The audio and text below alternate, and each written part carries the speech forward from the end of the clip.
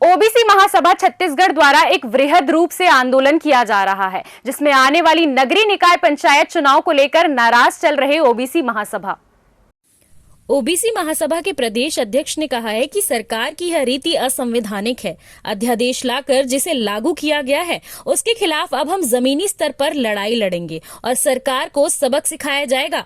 हमें हमारा अधिकार चाहिए, जिसके लिए सड़क की लड़ाई प्रारंभ हो चुकी है। ओबीसी महासभा प्रदेश इकाई छत्तीसगढ़ जी, किन विषय को लेकर आपने प्रेस वार्ता रखी है? आज हम प्रेस वार्ता जो रखे हैं उसका मुख्य उद्देश्य त्रिस्तरीय पंचायत चुनाव एवं नगरीय निकाय चुनाव में जो अध्यादेश पारित 3 दिसंबर 2024 को किया गया, उसमें जो प्रावधान किया गया उसमें ओबीसी समाज को कहीं बहुत ज़्यादा नुकसान हुआ है। जो अनुसूचित क्षेत्र है, खासकर बस्तर और सरगुजा की बात करूं तो वहाँ पे हमारे ओबीसी समुदाय के लोग आरक्षण 0 होने के कारण राजनीतिक भविष्य को उनका खत्म किया गया है।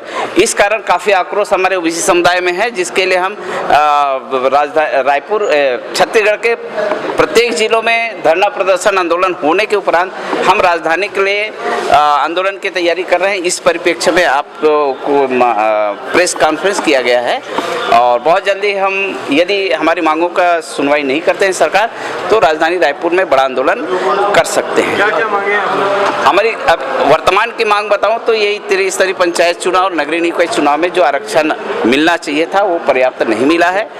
मेन मुद्दा यही है। लेकिन हमारी जो यूनिवर्सल लड़ाई है, राष्ट्रीय जनगणना का मुद्दा जो हम लोग लगातार लड़ते आ रहे हैं, और दूसरा महत्वपूर्ण छत्तीसगढ़ के परिप्रेक्ष्य में बोलूं तो जो 27% आरक्षण पिछली सरकार ने राजभवन में भेजा गया था पारित करके हस्ताक्षर के लिए राज्यपाल के लिए, लेकिन राज्यपाल महोदय द्वारा अभी तक हस्ताक्षर नहीं किए गए हैं। उसकी लड़ाई तो लंबी है, वो भी हम लड़ते रहेंगे, लेकिन अभी तत्कालिक वे में ये समस्या है, इसलिए हम सरकार ने वैकल्पिक व्यवस्था की है और अपना एक आदेश भी पारित किया है मीडिया के माध्यम से।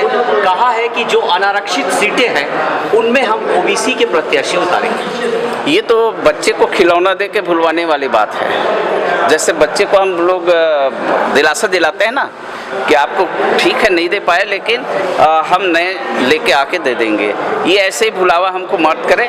हमारे ऊपर कोई आसान नहीं करेंगे। अनारक्षित सीटों में तो स्वयं लड़ लेंगे, वो क्या लड़ाएंगे, है ना जी। तो हम अनारक्षित सीट की बात नहीं कर रहे हैं, ओबीसी समुदाय को भी आरक्षित सीट चाहिए, क्योंकि कॉन्स्टिट्यूशन में हमारे लिए प्रावधान है, तो करना चाहिए जी। अनारक्षित सीटों में लड़ने में क्या दिक्कत आ रही है आपको? भाई मैं ये कहता हूँ, मेरे ओबीसी समुदाय कामगार समाज है, अन्नदाता समाज है, वो आर्थिक रूप से उतना संपन्न नहीं है जितने और भी हैं।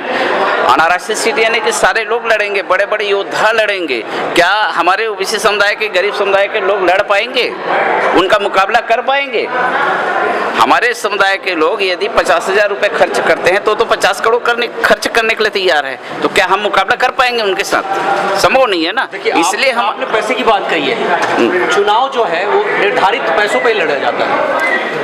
आप वो तो आप देख ही रहे हो, मैं क्या कहूँगा भाई, वो तो आप है ही।